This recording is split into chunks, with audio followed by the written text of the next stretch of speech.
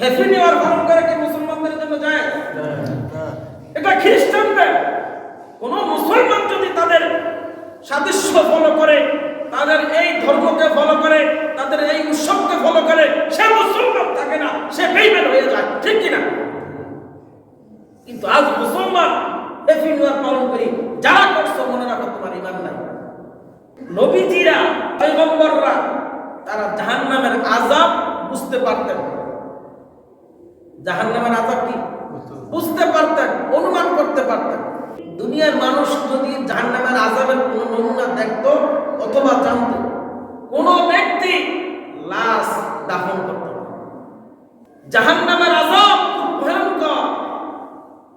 নবীজি বলেন, কোন ব্যক্তি যদি জাহান্নামের আযাব দেখতো, তার বাবার লাশ কবরে রাখতো না, তার সন্তানের লাশ কবরে রাখতো না, তার মার লাশ কবরে রাখতো না, তার পাড়া প্রতিবেশীর লাশ কবরে রাখতো না। তাই জন্য আল্লাহ এই বান্দাদেরকে জাহান্নামের আযাব শোনানো না, দেখানো। আর আমরা গায়ের ভিতরে বাতাস লাগিয়ে ঘুরি, হ্যাপি নিউ ইয়ার পালন করি।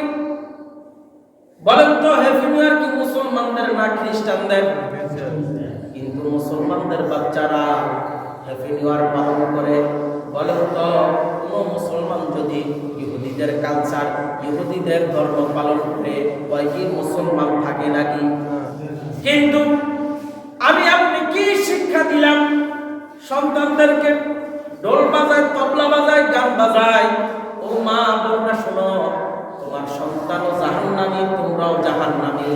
কেন? নবীজি বলেন, কোন কাফেরের সাদৃশ্য যদি কোন মুসলমান ফলো করে, তাহলে কাল কিয়ামতের ময়দানে কাফেরের অন্তর্ভুক্ত হইয়া কাল কিয়ামতের ময়দানে তার সাথে তার হাসর নাসর হবে। নাউজুবিল্লাহ। হ্যাপি নিউ ইয়ার পালন করে কি মুসলমানদের জন্য যায়? এটা খ্রিস্টানদের। কোন মুসলমান যদি তাদের সাদৃশ্য ফলো করে, তাদের এই ধর্মকে ফলো করে, তাদের এই উৎসবকে ফলো করে, সে মুসলমান থাকে না, সে বেঈমান হয়ে যায়, ঠিক কিনা?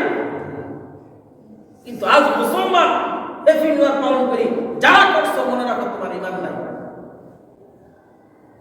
এটা তো মুসলমানদের হ্যাপি নিউ। আমার তো দরকার আল্লাহ, পিছনে 24 সাল চলে গেল, কত গুনাহ করছি আল্লাহ, এই গুনার হিসাব নিও না। যদি এই গুনার হিসাব নাও, তাহলে আমি তোমার কাছে হিসাব দিতে পারবো না। আল্লাহ, গোপনে অনেক গুনাহ করছি, আল্লাহ এই গুনাহগুলো গোপনে মাফ করে দাও। দরকার তো ছিল এমন নাকি? আল্লাহ, 25 সাল শুরু হয়ে গেছে, যা গুনাহ করছি আল্লাহ করব না, যা পাপ করছি আল্লাহ করব না।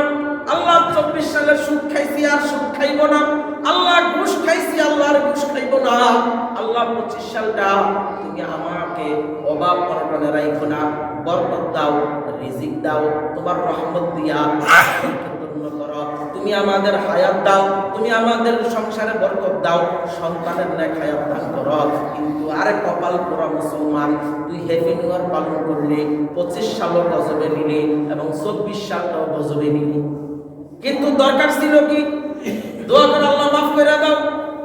3 বার পড়তাম, আস্তাগফিরুল্লাহাল্লাযী লা ইলাহা ইল্লা হুয়াল হাইয়ুল কাইয়্যুম ওয়া আতুবু ইলাইহি, লা হাওলা ওয়ালা কুওয়াতা ইল্লা বিল্লাহিল আলিয়্যিল আযীম। 3 বার পড়ছেন, আল্লাহ পাক রব্বুল আলামিন আপনার গুনাহগুলো মাফ করে দিয়েছে। কিন্তু এটা করছ না রে মুসলমান।